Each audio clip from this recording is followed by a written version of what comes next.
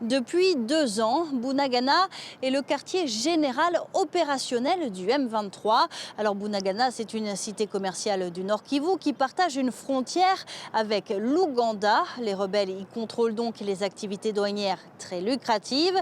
Selon la société civile sur place, les rebelles ont mis en place leur propre administration sur le territoire qu'ils occupent. La société civile interpelle les autorités pour mettre fin à ce qu'elle appelle l'occupation de Bunagana. Nous avons l'impression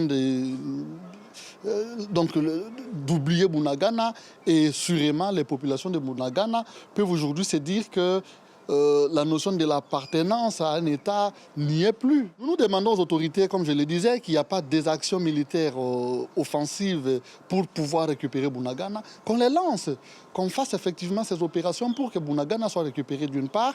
La deuxième des choses, qu'on devait renforcer notre armée. Et ça, la Louche, elle l'a toujours répété dans plusieurs communications. Nous avons dit au président de la République de pouvoir renforcer notre armée, d'extirper tous les mauvais éléments. Sur le plan diplomatique, les processus de paix de Nairobi et Luanda sont au point mort. D'intenses combats se déroulent depuis plusieurs semaines autour d'une autre ville stratégique, Kanyabayonga. Son contrôle permettrait aux rebelles de poursuivre leur progression vers le nord de la province.